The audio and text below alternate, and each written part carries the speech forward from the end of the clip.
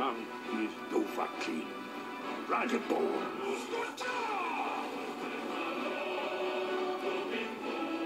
If you love swords, magic, and talking to orcs, then A, Please Don't Kill Us, and B, The Elder Scrolls V Skyrim is the game for you. The sequel to open-world fantasy epic Oblivion, Skyrim is shaping up to be a front-runner for Game of the Year, and with the announcement that the first 2 pieces of downloadable content for Skyrim will be coming exclusively to Xbox 360 30 days before it's available anywhere else, there's no better place to experience Skyrim than on Xbox 360. We caught up with Pete Hines, Bethesda's Vice President of PR and Marketing, to find out more about what to expect from one of the most anticipated games of 2011. Skyrim is the next chapter in the Elder Scrolls series, and it is a big, huge open world that you can create any kind of character you want and go and do whatever you want. It is literally unlimited, the number of things you can do and the hours that you can spend playing the game. So you can focus on the main quest, you can join a faction, you can run off in the woods and pick flowers and make potions.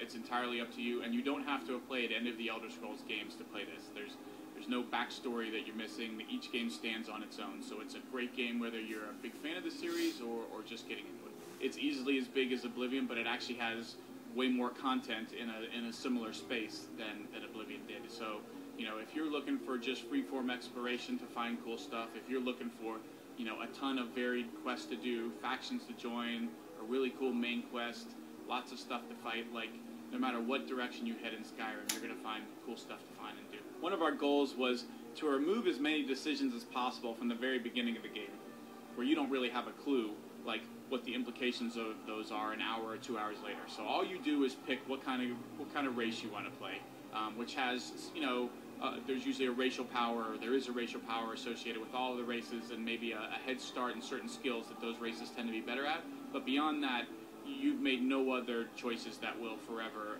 be defined. So you can change what skills you want to use, you can change your birth sign, you can find Daedric shrines and get special blessings and abilities for periods of time. It's really up to you to discover the game and discover what it is you want to do. Guardian Stones serve the role that birth signs used to. In a game like Oblivion, you would pick your birth sign right at the start of the game. So again, before you really had a chance to play the game, you had to pick something that was a permanent boost.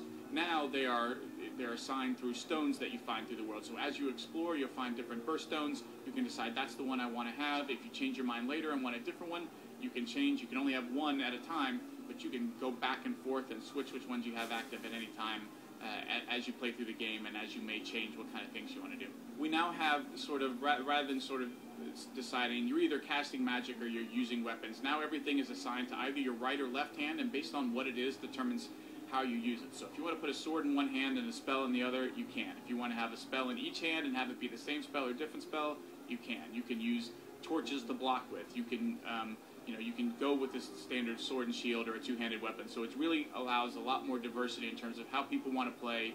Do they want to use a shield and be more defensive? Do they want to use two weapons and be much more offensive and be able to power attack with both hands?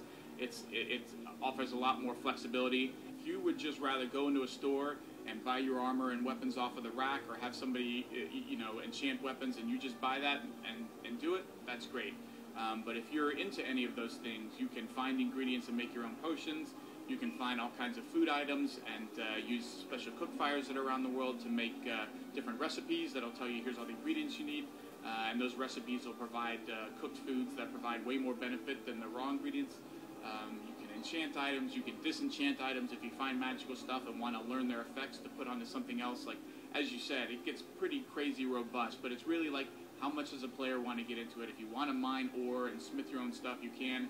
If you'd rather just play the game and find cool stuff and use it or buy it off of somebody, totally option as well.